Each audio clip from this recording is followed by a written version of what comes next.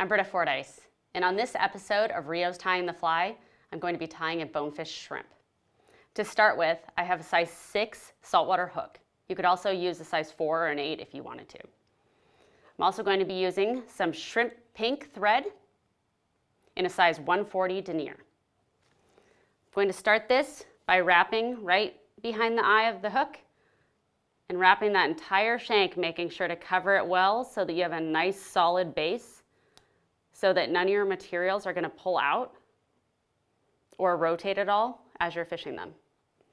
Once I'm done wrapping that shank, I'm going to go ahead and wrap it back up to the eye. Cut off that tag piece of thread. And now I'm going to tie in an extra small size lead eye. I'm going to start by wrapping my thread so it's about 1/16 or an 1/8, somewhere in between there behind the hook eye. I'm going to rest my lead eyes on top. I'm going to do a couple of wraps. Then I'm going to rotate it so that it's perpendicular to the eye of the hook. Do another couple diagonal wraps there. Then I'm going to do a series of figure 8 or diagonal wraps, followed by some over and unders. And by over and unders, I mean you go over the shank, under the lead eye. Over the shank, under the lead eye. And do this a couple times and then pull to tighten. These are what really lock in that hook, or lock in the lead eye to the hook, I should say. And this is really important with a fly like this because it tends to get whacked on rocks and such, and you don't want that lead eye getting loosened up at all. When you're doing these, it's also helpful to add some head cement to it. Just a drop works really well. So now I'm going to go ahead and wrap back to where I stopped my thread at the beginning, and I'm going to add in my shrimp eyes. These shrimp eyes, I've pre-prepped on one of them so that it's slightly bent about 1/4 of an inch up from the eye. I'm going to show you how I do that. So I'm going to take this and bend it about 1/4 of an inch below the eye with my thumb and forefinger. And then I take my right hand and pinch it so that it gives it that crease. Next, what I'm going to do is place this with my left hand and hold it right next to where I stopped my thread at the bend in that eye. And I'm going to wrap and tie this in so it is sticking perpendicular out from the hook shank. Now I'm going to cut off this excess piece of monofilament,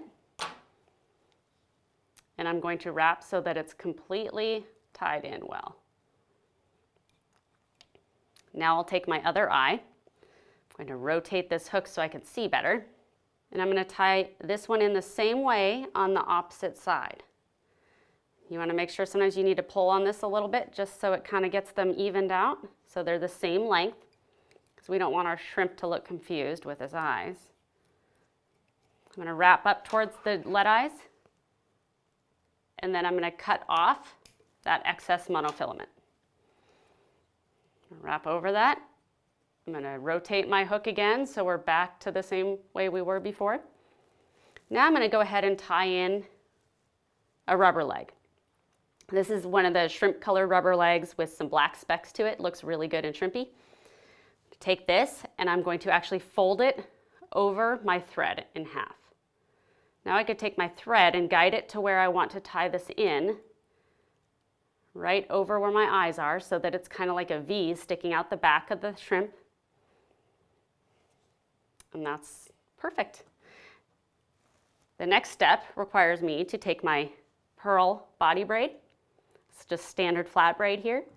And I'm going to do a few loose wraps over that, right on the end of it. Wrap back over it to where we want to start the body. Then take my thread and move it forward to behind the lead eyes. And now I'm free to wrap the entire body with this flat braid. Take my right hand and wrap towards the eye of the hook. There we go. Now I can tie this off. Cut off the excess piece of body braid. I'm going to rotate my hook Now there's always a little bit of a fuzzy bit of the excess body braid. I'm going to kind of do a few wraps to kind of shove that down there. Put my thread right at the eye of the hook. Now I'm going to take my craft fur. This craft fur has both an under fur and a standard like longer fur pieces. This requires me to grab or separate kind of a clump of it. Cut it right by the base. Set that aside. Now I need to go ahead and make this the right shape and length. So I'm going to go ahead and pinch with my right hand, pull out those longer fibers that are too long for this fly. We want to make sure that this only extends about 1/2 inch to 3/4 of an inch at the most beyond that bend of that hook. I'm going to switch hands so that I can now pull out those little kind of under fur pieces. So I'm going to take this, I've placed it and I got that length just right for where I want it. I'm going to switch hands with my left hand so that I could tie this in right behind the eye of the fly. I'm going to do some wraps there. Take my left hand, hold this, pull it back so that I could go forward with my right hand and cut.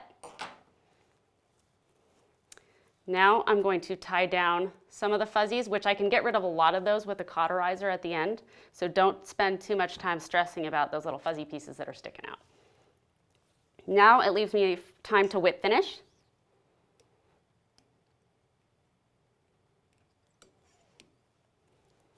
I'm going to do one more just for good measure. Cut that off. Now my favorite part is taking a pen to this. And what I like to do with these is take a waterproof marker like a Copic, grab this wing. So I like to add some barring to it. It makes this look even more shrimpy and looks realistic. It stays because it's waterproof, so it doesn't ever come off. And it gives it a little bit more depth to this fly. The last step is I'm going to cut these rubber legs so that they extend just beyond where my craft fur ends. So that when it's all laid down flat, you have these little shrimp legs that should extend just slightly beyond where the craft fur ends. This fly in particular does really great in a little bit of a deeper water setting. It does fantastic in Belize in a size 8 or in the Bahamas in a size 4. This pattern is now complete and ready to catch any bonefish in any of the tropical waters you might fish. Thanks for tying along.